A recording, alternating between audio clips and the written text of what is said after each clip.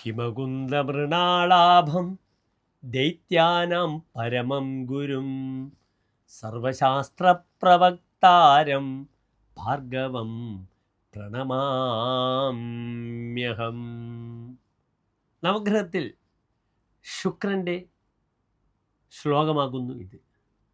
ദൈത്യാനാം പരമം ഗുരു, അസുരന്മാരുടെ ആ പരമ ആചാര്യനായ ഗുരുവായ തം നമാമി, അങ്ങനെയുള്ള ആ ശുക്രനെ ഞാൻ നമസ്കരിക്കുന്നു.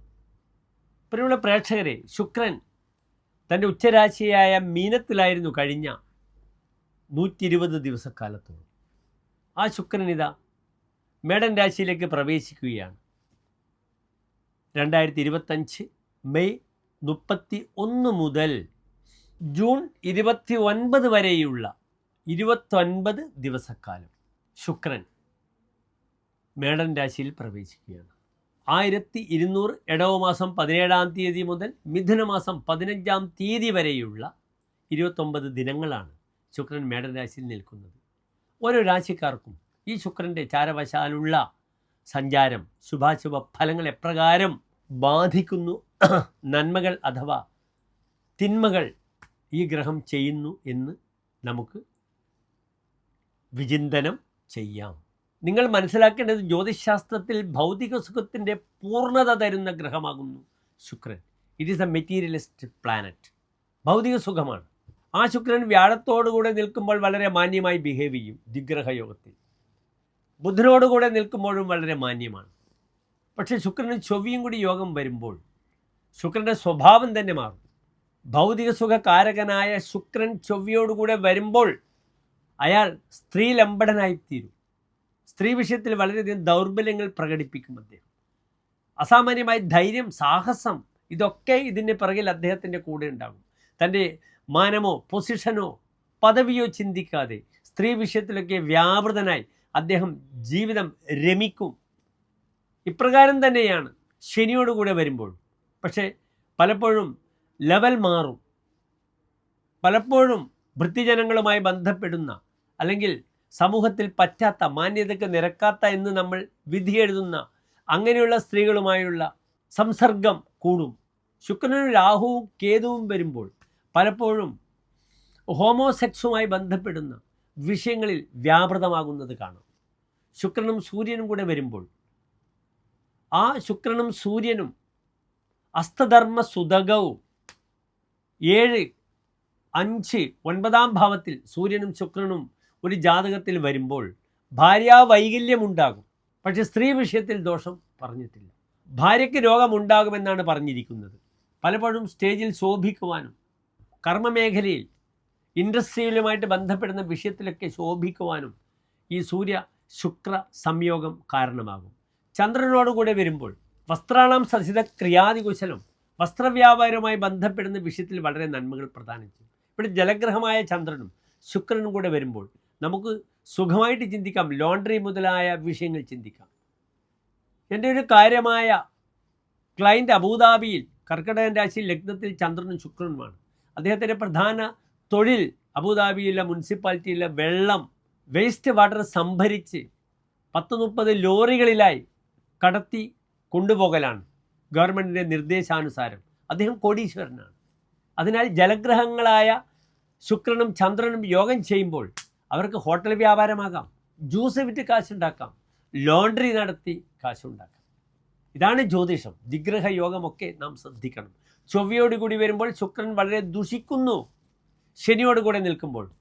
പക്ഷെ വ്യാഴവും ബുധനും കൂടെ വരുമ്പോൾ നല്ല നല്ല ഫലങ്ങളാണ്. വ്യാഴവും ശുക്രനും യോഗം വരുമ്പോൾ അതൊരു അതിമാനുഷ യോഗമാണ്. ശുക്രനും ബുധനും കൂടി യോഗം വരുമ്പോൾ, ദിഗ്രഹ യോഗം വരുമ്പോൾ വാഗ്മീഭൂ ഗണപസ്ഥിതേന, നല്ല വാഗ്മിത്വവും ലീഡർഷിപ്പും പ്രകടിപ്പിക്കും ഈ ശുക്ര ബുധ ദിഗ്രഹ യോഗം. ഏതായാലും മേടൻ രാശി മുതൽ 12 രാശിക്കാർക്കും എങ്ങനെയാണ് ഈ 29 ദിവസക്കാലം എന്ന ചിന്തയിലേക്കാണ് നമ്മുടെ ശുക്രൻ്റെ ഈ മാറ്റം നാം ചർച്ച ചെയ്യുന്നത്. എല്ലാ പ്രിയപ്പെട്ട ഡോക്ടർ മാരാജി പ്രേക്ഷകർക്കും നമ്മുടെ ചാനലിലേക്ക് സുസ്വാഗതം.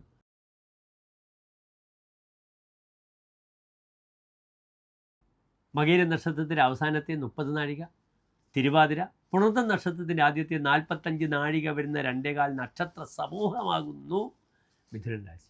ഇവിടെ മിഥുനൻ രാശിക്കാർക്ക് ശുക്രൻ നിൽക്കുന്നത് നല്ല ഭാവത്തിലാണ്, 11ാം ഭാവത്തിലാണ്. ഇതിനാൽ മിഥുനൻ രാശിക്കാർക്ക് ഈ ശുക്രൻ്റെ 29 ദിവസക്കാലം യുവതികൾക്ക് ഗർഭം ധരിക്കുവാൻ വളരെ ഗുണമാണ്. ഗർഭിണികളാകാം, അതിനുവേണ്ട ചികിത്സകൾക്ക് വേണ്ടി തയ്യാറെടുക്കാം, നല്ല ഡോക്ടറെ കാണാം, ആശുപത്രിയിൽ പോകാം. സന്താന വിഷയങ്ങൾക്ക് വളരെ അനുകൂലമാണ്. സന്താനപതിയാഗ്രഹം സന്താന സ്ഥാനത്തേക്ക് നോക്കുമ്പോൾ ആ ഭാവത്തിന് ബലമുണ്ടാകുന്നു, സന്താന വിഷയത്തിലേക്ക് അനുകൂലമാണ്. പഠിതാക്കൾക്ക് വളരെ നല്ലതാണ്. കഴിഞ്ഞ ഒരു വർഷമായി മിഥുനൻ രാശിക്കാർക്ക് വ്യാഴം 12-ലായിരുന്നു. ആ വ്യാഴം ജന്മവ്യാഴമായി വന്നു എങ്കിലും 12-ലെ വ്യാഴത്തിനെക്കാട്ടും നല്ലതാണ് ജന്മവ്യാഴം. അനാവശ്യമായ മാനസിക സംഘർഷത്തിലേക്ക് പോകണ്ട, ആരുമായി കലഹിക്കാൻ പോകണ്ട. ഇവിടെ കർമാധിപനാണ് വ്യാഴം, തങ്ങളുടെ ജോലിയെ ചിന്തിക്കുന്ന ഗ്രഹമാണ്. പിന്നീട് എന്താണ് വ്യാഴം ചിന്തിക്കുന്നത്? വിവാഹം, യാത്ര, ഇതൊക്കെ ചിന്തിക്കുന്നു. 7ാം ഭാവം ഭാര്യയെ കൊണ്ട് ചിന്തിക്കുന്നു. ആ ഗ്രഹം നിൽക്കുന്നത് ഭാവത്തിലേക്ക് നോക്കുന്നു. യാത്രയെ ചിന്തിക്കുന്ന ഗ്രഹം യാത്രാസ്ഥാനത്തേക്ക് നോക്കുന്നുണ്ട്. വിവാഹത്തെ ചിന്തിക്കേണ്ടുന്ന ഗ്രഹം വിവാഹ സ്ഥാനത്തേക്ക് നോക്കുന്നു. ഇതൊക്കെ നല്ലതാണ് ജന്മവ്യാഴമാണെങ്കിലും. അതിന് പുറമെ വ്യാഴം ഇതാ അടുത്ത വർഷം ജൂൺ 1 മുതൽ 2ാം ഭാവത്തിലേക്ക് ഉച്ചസ്ഥനായി വരും.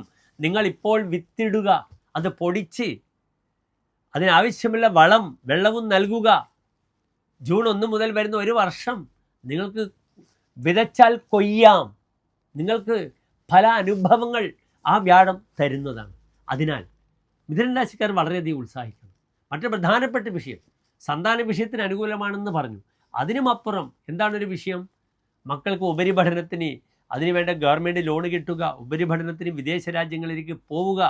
സന്താനപതിയായ ഗ്രഹം ചരരാശിയിലാണ്. മക്കൾ സഞ്ചരിക്കട്ടെ, അവർ വിദ്യാഭ്യാസത്തിന് വേണ്ട ആ പ്രക്രിയയുടെ സക്രിയമായ രീതിയിൽ പ്രവർത്തിക്കട്ടെ. അതിലൂടെ ആ മക്കൾക്ക് വളരെ വലിയൊരു ഭാവി ഈ ശുക്രൻ 29 ദിവസക്കാലം പ്രദാനം ചെയ്യും. അതിനുവേണ്ടി ഉത്സാഹിക്കണം, മന്ത്രം ചെയ്യുക. ഓം ദും ദുർഗായൈ നമഃ, അല്ലെങ്കിൽ ഓം ശുക്രായ നമഃ, അല്ലെങ്കിൽ കാളി മന്ത്രം ഓം ഐം ക്ലീം സൗം ഹ്രീം ഭദ്രകാളിയൈ നമഃ എന്ന മന്ത്രമൊക്കെ ജപിക്കുമ്പോൾ ഈ ശുക്രൻ നിങ്ങൾക്ക് നന്നായി വരും. വരാഹമിഹിര ആചാര്യൻ പറഞ്ഞിരിക്കുന്നത് 11-ലെ ശുക്രനെ കൊണ്ട് സലാഭ, ഈ വ്യക്തിക്ക് ലാഭമുണ്ടാകും. എന്തൊക്കെ ലാഭം? വിദ്യാലാഭം.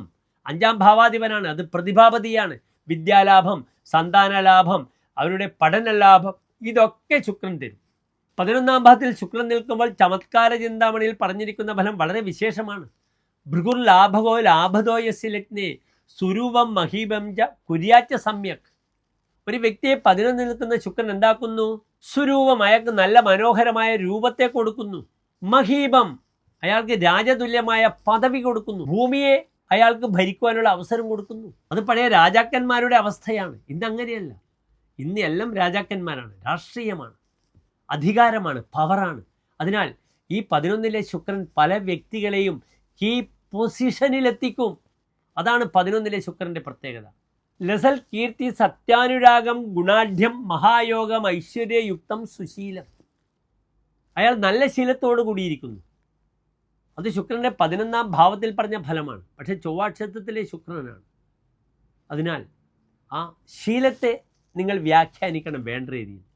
ചൊവ്വാക്ഷേത്രത്തിലെ ശുക്രൻ വില്ലനാണ്. നല്ല യോഗങ്ങളുണ്ടാകുന്നു, ഐശ്വര്യത്തോടു കൂടെ നിൽക്കുന്നു, വാഹന സുഖമുണ്ടാകുന്നു, ഭൗതികമായ സുഖങ്ങളൊക്കെ ഉണ്ടാക്കുന്നു.